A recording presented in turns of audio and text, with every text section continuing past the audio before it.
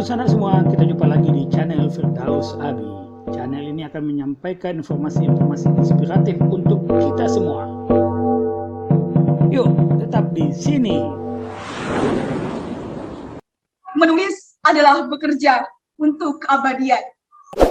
Sebelum dilanjutkan, jangan lupa komen, like, subscribe, dan tekan lonceng untuk mendukung kanal ini bisa berkembang dan mengabarkan info-info inspiratif buat kita semua.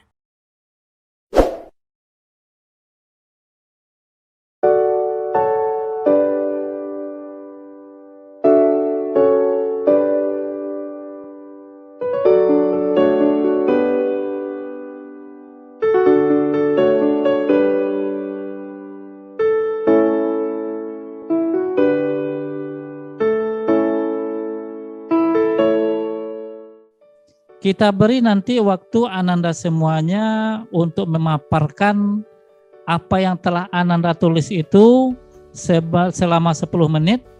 Kemudian nanti kita berikan waktu untuk juri lebih kurang 5 menit untuk pendalaman materi.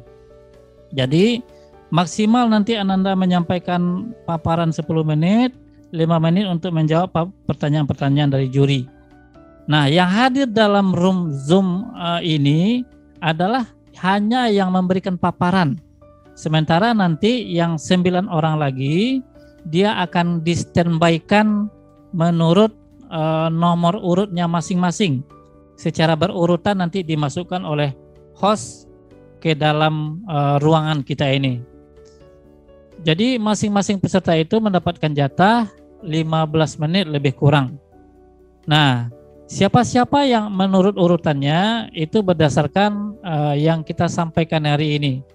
Pertama yang akan mempresentasikan itu adalah Erza Abianza selama 15 menit, kemudian Khairun Nisa, kemudian Helmia Putri, kemudian Syifa Izzatun Nisa, terus Rizky Yazid Akil Assalam, kemudian Umul Ghaida Mutmainnah, kemudian Hilma Rahmi Fauziah, kemudian Sri Wahyuni, dan yang terakhir nanti Advent Jordan Nitehe Napitupulu.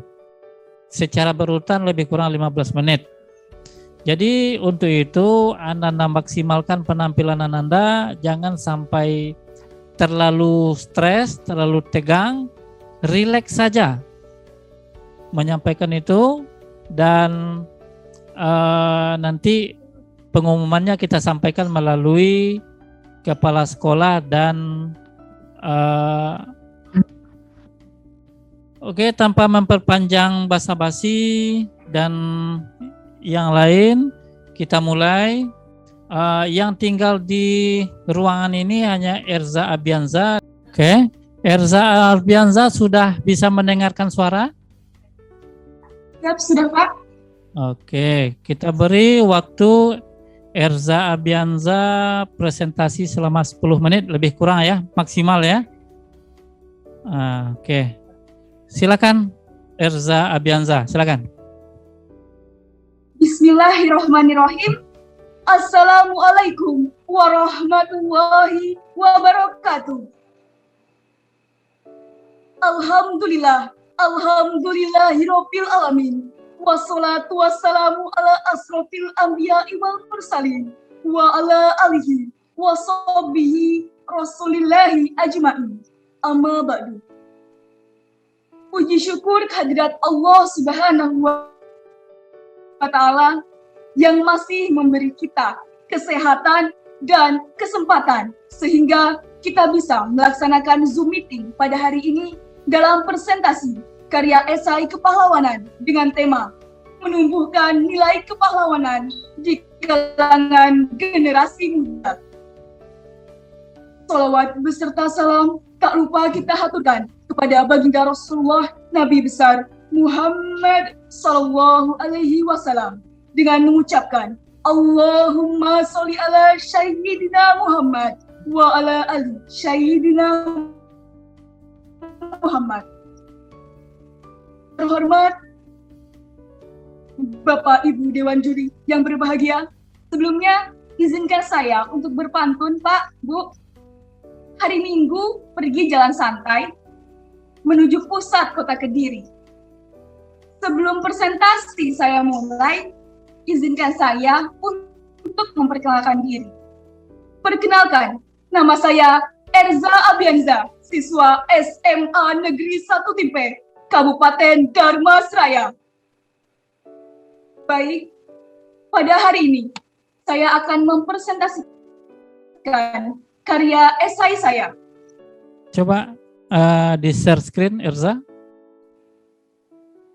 Baik, pada hari ini saya, Erza Abianza, akan mempresentasikan karya esai saya yang berjudul Genggaman Litasi Muhammad Hatta.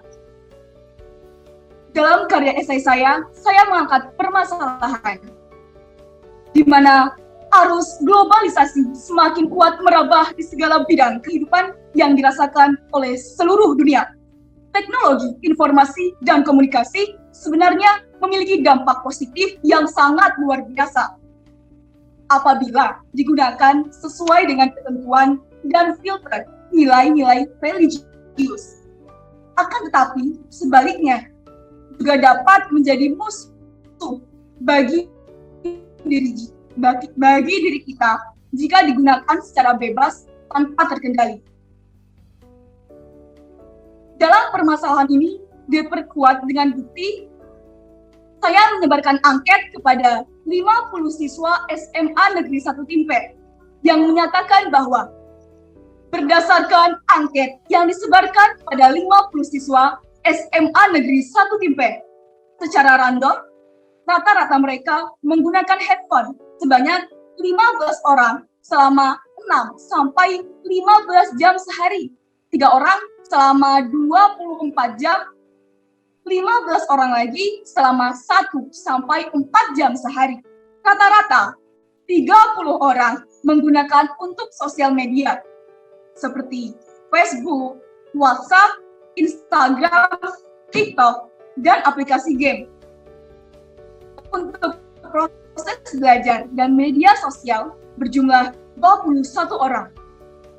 Nah, dari data di atas dapat diambil kesimpulan bahwa semua siswa menggunakan handphone atau gadget mereka untuk belajar, mereka akan tetap menggunakannya untuk media sosial. Ini sungguh sangat-sangat miris dan memprihatinkan. Baik, sungguh sangat miris. Generasi muda saat ini sangat minim dalam literasi. Fenomena di atas menunjukkan bahwa telah tergesernya nilai-nilai karakter generasi muda karena tauladan kepahlawanan telah hilang dari jati diri mereka. Ini pun membuktikan betapa sangat minimnya kemampuan siswa dalam membaca dan mencari informasi yang positif. Siswa hanya menggunakan gadget untuk membaca konten media yang sangat banyak tantangan dan dampaknya.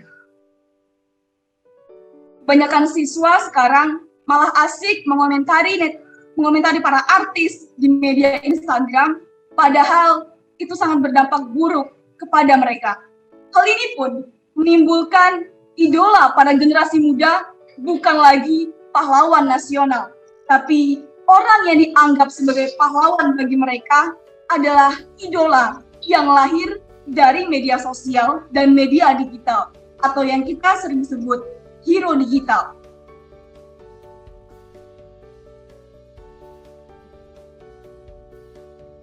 Lalu, siapa yang seharusnya kita jadikan tauladan?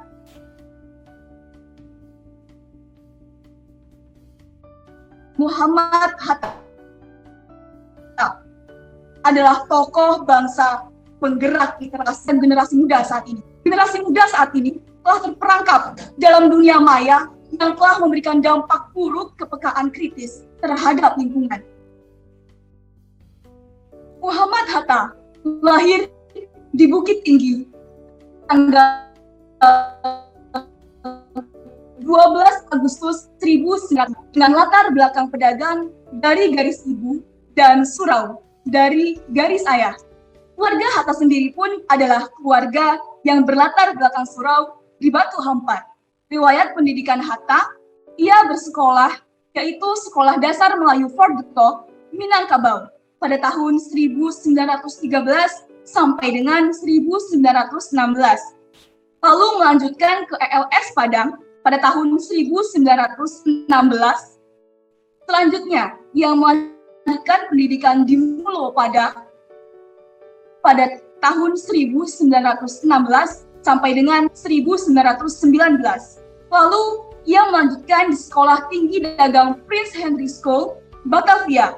Dan terakhir, dia melanjutkan pendidikan di Nederland Handelskunde School, Rotterdam, Belanda. Tahun 1921 sampai dengan 1932. Meneladani Muhammad Hatta melalui literasi. Pertama, Hatta adalah ketua dalam delegasi konferensi Meja Bundar 17 Agustus 1945 yang kita anggap sebagai puncak kemerdekaan Republik Indonesia. Ternyata itu bukanlah akhir dari segalanya. Pada saat itu, Belanda tidak mau mengakui kemerdekaan Republik Indonesia. Sampai akhirnya dia menyerang lagi Indonesia pada agresi militer 1 dan agresi militer 2. Kemudian, berkat Muhammad Hatta, berkat kehebatannya dalam literasi, ia mampu meyakinkan bahwa Indonesia berhak untuk merdeka. Sampai akhirnya pada tanggal 27 Desember 1945, Belanda mengakui kemerdekaan Indonesia di Den Haag, Belanda oleh Ratu Juliana. Yang kedua, Muhammad Hatta merupakan perumus teks proklamasi bersama dengan Insinyur Soekarno dan Ahmad Subarjo. Serta Muhammad Hatta juga adalah motor pergerakan nasional menuju Indonesia merdeka. Lalu, apa sih literasi itu? Literasi adalah kemampuan individu untuk membaca, menulis, berbicara, menghitung, dan memecahkan masalah pada tingkat keahlian yang diperlukan dalam pekerjaan, keluarga, masyarakat, serta negara dan bangsa. Semua itu ada di dalam diri Muhammad Hatta. Kecintaan Hatta terhadap buku. Buktinya adalah Hatta merupakan negarawan yang menulis 40 buah buku karangan Hatta yang dibukukan. Hatta pun menganggap bahwa buku lebih mulia daripada harta. Sampai di situ, Hatta pun menjadikan buku sebagai mas kawinnya saat pernikahan. Hatta mengatakan, dengan buku, aku bebas. Pendidikan barat dan sistem surau pun menghantarkan Hatta bahwa ia sangat cinta terhadap literasi. Saking cintanya terhadap buku dan literasi, Hatta rela membawa 14 peti buku dari Belanda. Karena baginya, buku membuka cakrawala dunia. Dan terakhir, Hatta berhasil membaca 10.000 judul buku. Lalu apa yang terjadi bila kita kurang literasi? Yang pertama, minimnya wawasan dan pengetahuan, berpikiran sempit, kurang atau hilangnya rasa empati, kurang rileks, otak kurang berkembang, berpeluang terkena penyakit, kurangnya kemampuan berpikir, serta kurangnya kemampuan menyatakan pendapat secara lisan ataupun tulisan. Lalu apa yang telah dilakukan oleh SMA Negeri 1 Timpeh? Implementasi keteladanan literasi Hatta di SMA Negeri 1 Timpeh. Membiasakan gerakan literasi dengan bekerja sama semua unsur sekolah. Pertama, lingkungan fisik sekolah. Dengan cara memajang karya siswa di seluruh area sekolah, termasuk koridor, kantor kepala sekolah, dan ruang guru. Yang kedua, melaksanakan pengelolaan pustaka dengan baik dan menambah buku penunjang, serta menjadikan area sekolah untuk mendukung literasi, seperti ditempelkannya bacaan-bacaan doa di musola sekolah serta WC musola. Mohon maaf, Erza. Kita tambah Ya, Pak. waktu 30 menit lagi untuk mempercepat. 30 detik. Mohon maaf, 30 detik untuk menyelesaikan ya. Silakan. Baik, Pak. Yang kedua, lingkungan sosial dan afektif dibangun melalui model komunikasi dan interaksi seluruh komponen sekolah, pemberian penghargaan saat upacara bendera, dan perayaan penting di sepanjang tahun ajaran. Lalu, kepala sekolah pun membangun budaya kolaboratif antar guru dan tenaga pendidik. Orang tua dijadikan sebagai relawan gerakan literasi. Lalu, tahap pembiasaan 10 menit membaca sebelum jam pembelajaran. Pada tahap pembiasaan dituangkan dalam bentuk esai, artikel, cerpen, puisi, dan lain-lain, serta mengadakan lomba menulis cerpen pada akhir semester. Saya, Erza Albianza, bagian dari generasi muda SMA Negeri 1 Timpeh, telah mencoba meneladani kepahlawanan Muhammad Hatta dengan membuat karya berupa fitur sejarah, lomba membaca puisi, musikalisasi puisi, serta menggemakan sholawat Al-Banjari. Harapan saya sebagai bagian dari generasi muda, mari kita peka membaca setiap kesempatan dengan menuangkan dalam bentuk tulisan untuk meraih cita-cita yang gemilang. Menulis adalah bekerja untuk keabadian. Saya akhiri, wallahu muwaffiq ala aqwamit thoriq. Wassalamualaikum warahmatullahi wabarakatuh. Waalaikumsalam warahmatullahi wabarakatuh. Seluruh juri memberikan aplaus untuk penampilan Erza Albianza. Oke, terima kasih Ananda. Nampaknya Ananda berminat sekali menjadi seorang orator dan seorang penulis. Dua hal itu Amin, ada Allahumma pada amin. diri Ananda semuanya. Oke, kemudian terima kasih telah berpartisipasi dalam kegiatan ini. Mudah-mudahan sukses selalu untuk Erza.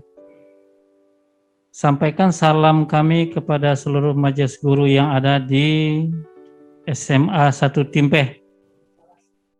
Dan juga Pak. kepala sekolah, kata Bu Nova, terkhusus. Baik, Pak. Oke, terima kasih. Salam. Terima kasih atas segala masukannya, Pak. Ya. Semoga Erza ke depannya bisa lebih baik lagi Amin. dalam membuat karya tulis. Amin, Allahumma amin. Oke. Terima kasih, Pak, Bu. Yuk. Sampai di sini dulu jumpa kita kali ini, dan tetap dukung channel ini sehingga kami bisa memberikan informasi-informasi yang inspiratif untuk kita semua.